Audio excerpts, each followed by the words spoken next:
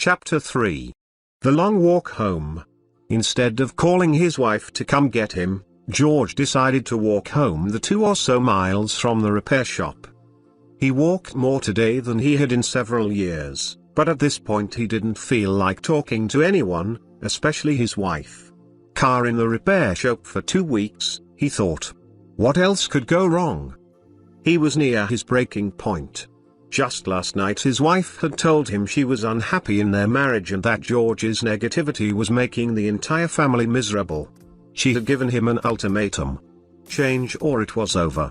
It wasn't the first of their marital problems and certainly it wasn't the first time she had told George he was negative. But now it was real and he didn't want to lose the woman he loved. He knew she loved him, too, but, as she had said, no matter how much she loved him, she wouldn't live with someone who made her life so miserable.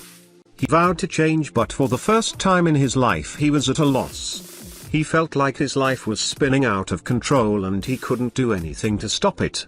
He had always been able to fix every problem and rise to every occasion to meet any challenge, especially in his marriage, yet now he felt truly powerless. As if his life was being lived by someone else while he watched it unravel.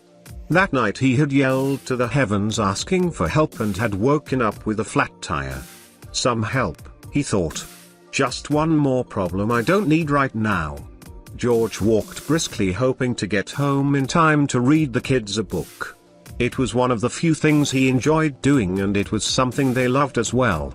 Whenever he was working in his home office, they would always come in and say it was time for him to read a book, which he always did. His 2 kids were his driving force. He loved his family and he wanted to be able to provide for them and give them everything he had never had. They had a beautiful home. The school district was one of the best in the state and the children thrived. He and his wife drove new cars and did their best to keep up with the Joneses, the Smiths, and whoever else they were supposed to keep up with.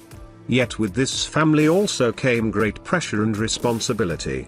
Work hadn't been going so well and his last review was very troubling. His team was in disarray.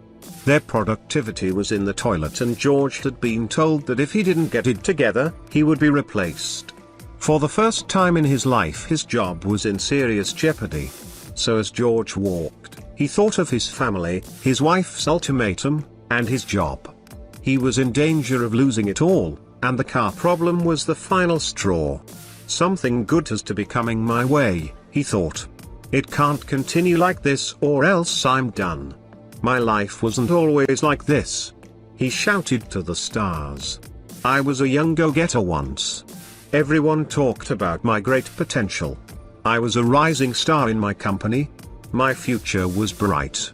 I squeezed the juice out of life. Now I can't even get my hands on a piece of fruit.